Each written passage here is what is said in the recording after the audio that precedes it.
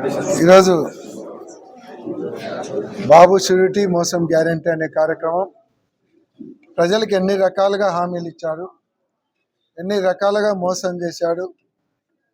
కాబట్టి ఆయన చేసినటువంటి ఆ మోసాన్ని ప్రజల దృష్టికి తీసుకుపోవాలి.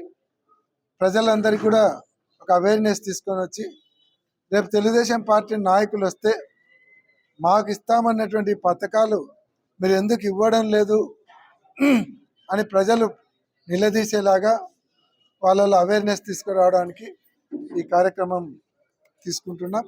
రేపు పొద్దున మా లీడర్లందరూ కూడా డోర్ టు డోర్ పోయి వాళ్ళల్లో ఒక అవేర్నెస్ తీసుకొని వచ్చే కార్యక్రమం ఇది. నేను అచ్చెన్నాయుడు గారు మాట్లాడుతూ చెప్తున్నాడు,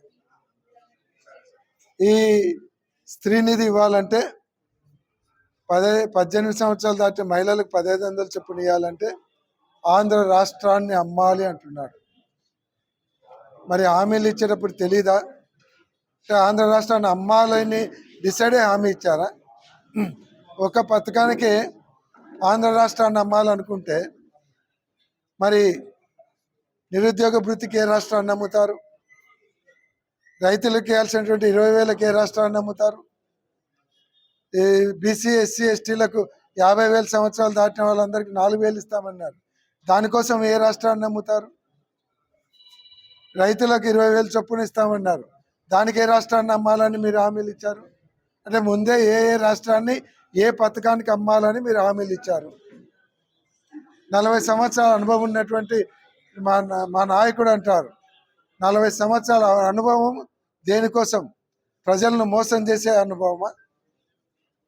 ఆయనకు ఉండేటువంటి విజన్ ప్రజలను ఏ రకంగా మోసం చేయాలి, ఏ రకంగా హామీలు ఇవ్వాలి, ఏ రకంగా మోసం చేయాలి అనేటువంటి విజన్ ఆయనకుండే, మీ నాయకునికి ఉండే విజన్.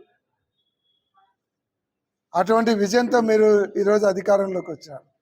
అదే జగన్మోహన్ రెడ్డి గారు ఏదైతే ఇచ్చినటువంటి హామీలకు మేనిఫెస్టోకు క్యాలెండర్ ప్రకటించినటువంటి ఏకైక ముఖ్యమంత్రి దేశంలో ఉన్నాడంటే జగన్మోహన్ రెడ్డి గారు ఒక్కడే. క్యాలెండర్ ఎవరు ఇంతవరకు భారతదేశంలో మేనిఫెస్టో క్యాలెండర్ ఎవరు ఇవ్వలే. సంక్షేమ పథకాలు క్యాలెండర్ ఇచ్చింది ఒక జగన్మోహన్ రెడ్డి గారు ఇస్తే మీరేమో అన్ని హామీలు ఇచ్చి ప్రజలను మోసం చేసి అధికారంలోకి వచ్చి ఈరోజు ఆ రాష్ట్రాన్ని అమ్మాలి, ఈ రాష్ట్రాన్ని అమ్మాలని ప్రజలను అవహేళనగా మాట్లాడతారా మీరు? చాలా దుర్మార్గం. రేపు మీ నాయకులు ప్రజల దగ్గర పోతే ప్రజలు నిలదీస్తే మొహం ఎక్కడ పెట్టుకుంటారు? ఈరోజు ప్రజలు కూడా డిసైడ్ అయినారు, మీరు గినుక వీధులలోకి వస్తే ఎంట పడాలని డిసైడ్ అయినారు.